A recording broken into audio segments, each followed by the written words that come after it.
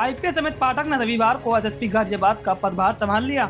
इस मौके पर उन्होंने कहा कि जिले में अपराध पर रोक लगाना उनकी मुख्य प्राथमिकता रहेगी। जन शिकायतों की सुनवाई हर हाल में थानों में होगी। इस आदेश का पालन नहीं करने वाले पुलिसकर्मियों के खिलाफ सख्त कार्यवाही की जाएगी। वरिष्ठ पुलिस अधीक्षक पाठक ने कहा कि साइबर अपराध जिस तरह से बढ़ रहा है उसके प्रति लोगों को जागरूक किया जाएगा। लोगों को यह बताया जाएगा कि वे डिजिटल माध्यम से किसी अजनबी को 1 रुपया भी ट्रांसफर ना करें, क्योंकि इससे उनकी तमाम जानकारी शेयर हो जाती है और ऐसे में लोग ठगी का शिकार बन जाते हैं। उल्लेखनीय है कि 2007 बैच के आईपीएस अधिकारी अमित पाठक वाराणसी एसएसपी के पद पर तैनात थे। वाराणसी के कमिश्नरेट बनने के बाद उन्हें गाजियाबाद का एसएसपी बनाया गया है। अमित पाठक डीआईजी रैंक के अधिकारी हैं। उन्हें इसी साल जनवरी में पदोन्नति मिली थी। पाठक अपने तीखे तेवरों के लिए भी जाने जाते हैं। रविवार को उन्होंने कहा कि जनपद में कोविड-19 के सभी नियमों का पालन कराया जाएगा। इसके लिए वे पहले लोगों को जागरूक करने का अभियान चलाएंगे, तब भी नहीं मानेंगे तो उल्लंघन करने वालों पर सख्त कार्यवाही करेंगे। मास्क जरूर लगाएं और सोशल डिस्टेंसिंग का ध्यान रखें। इसके अलावा एसएसपी पाठक ने यातायात नियमों को लेकर भी सख्ती बरतने के आदेश दिए। क्राइम में हमको ध्यान देना चाहिए रिपीट ऑफेंडर्स पे, ऐसे अपराधी जो लगातार अपराध करते हो। उसकी श्रेणी में 2-3 मुख्य क्राइम्स आएंगे। एक तो जो छोटी छोटी छिनैतियाँ होती हैं, मोबाइल हो या चेन स्नैचिंग हो, छोटी लूट हो, ये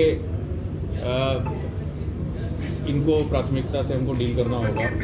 संगठित अपराधी जो बड़ी लूट कर रहे हों, उनके खिलाफ बहुत ही कठोर कार्रवाई करनी पड़ेगी।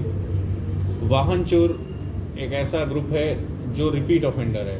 एक बार छूटने के बाद भी कई बार ये देखा गया कि अगर जेल से छूट करके जमानत पर आए तो ये फिर से वही अपराध कर रहे हैं। तो इनके खिलाफ गैंगस्टर वगैरह में कार्रवाई करते हुए इनको निरुद्ध कराना और इनकी जो इलीगल संपत्तियां हैं जो अपराध के धन से अर्जित हैं, उनके खिलाफ कार्रवाई करना ये प्राथमिकता में रहेगा। जो अपराधी जेल से बाहर आ गया है और किसी भी तरीके से हमको लगता है कि वो सक्रिय रहेगा, अपराध कर सकता है, तो उसकी जमानत निरस्तीकरण की कार्रवाई करते हुए उसको वापस जेल भेजना ये भी प्राथमिकता में रहेगा।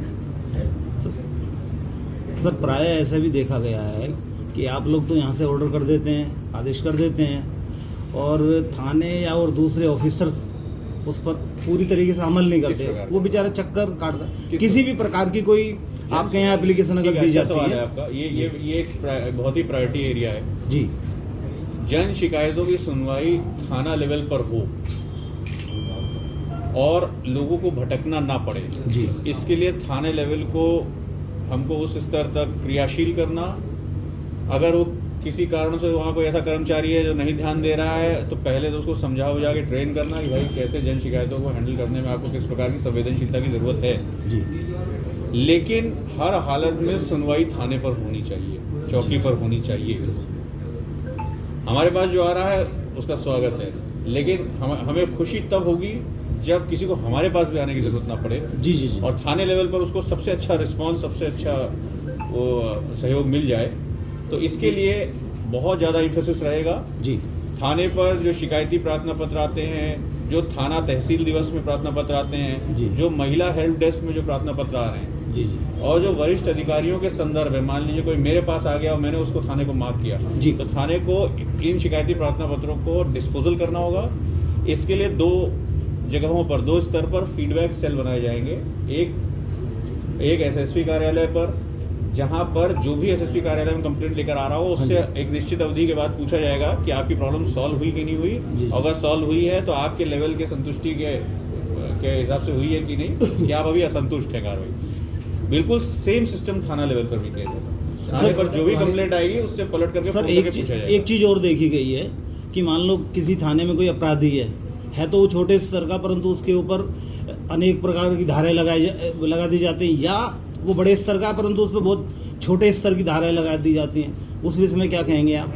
विवेचना, ये तो आप विवेचना की बात कर रहे हैं। हाँ जी। तो विवेचना तो एकदम अच्छी, ट्रांसपेरेंट, निष्पक्ष और साइंटिफिक होनी चाहिए। तो अगर ऐसा कोई प्रकरण आएगा तो फिर विवेचक की जवाबदेही तय की जाएगी। सर, मीडिया के साथ कैसे कोऑर्डिनेशन रहेगा पुलिस का?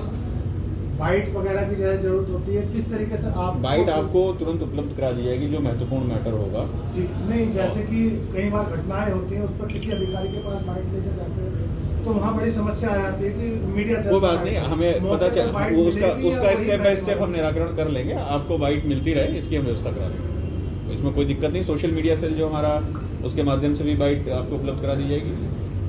अगर स्वयं अवेलेबल है अधिकारी आपके आसपास हैं तो वो दे देंगे बाइट तुरंत। अगर बाई चांस किसी वजह से नहीं तो रिकॉर्ड करके दे देंगे। सर गाजियाबाद में पुरानी भी कुछ पेंडिंग पड़े हैं केस, उसको लेकर कैसे करेंगे? कई बार पुराने केसेस होते हैं और बड़ी चिंता की बात है।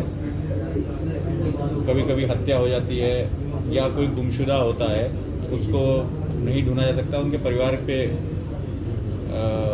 क्या पीड़ा गुजरती होगी उनके साथ, ये वही समझ सकते हैं। तो ऐसे में एक अच्छी बात आपको अनुभव बता रहा हूँ, वाराणसी में कई ऐसे पुराने प्रकरण हम लोग कामयाब रहे खोलने में, जो 1 वर्ष या उससे अधिक अवधि से लंबित थे।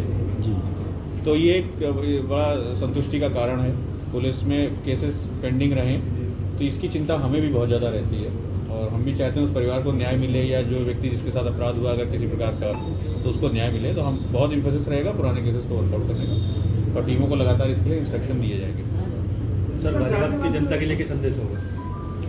गाजियाबाद की जनता और यहाँ मेरे मीडिया साथियों को आज जो होली है उसकी बहुत बहुत शुभकामनाएं। और आने वाले दिनों में आप ही के सहयोग से हमको पुलिसिंग करनी है। पुलिसिंग में आपका सुझाव, आपकी समस्याओं के साथ साथ आपका सुझाव भी हम आमंत्रित करते हैं। हमने देखा है कि जो नागरिक हैं जो जिस एरिया के, कभी वहाँ जाएं तो बहुत अच्छे आपको सॉल्यूशंस बताते हैं। तो इसलिए जन संवाद किया जाएगा फुट पेट्रोलिंग के माध्यम से, अदरवाइज मीटिंग्स के माध्यम से और आप लोगों के माध्यम से भी। जो आप लोग भी जनता की जो समस्याएं हैं, जो ज्वलंत इश्यूज हैं जो आप गाजियाबाद को प्रभावित कर रहे हैं, वो आप हमारी नॉलेज में लाएंगे तो हम उसका प्राथमिकता से निराकरण करेंगे। इंडिया डायरेक्ट न्यूज के लिए गाजियाबाद से अभिषेक गुप्ता की रिपोर्ट।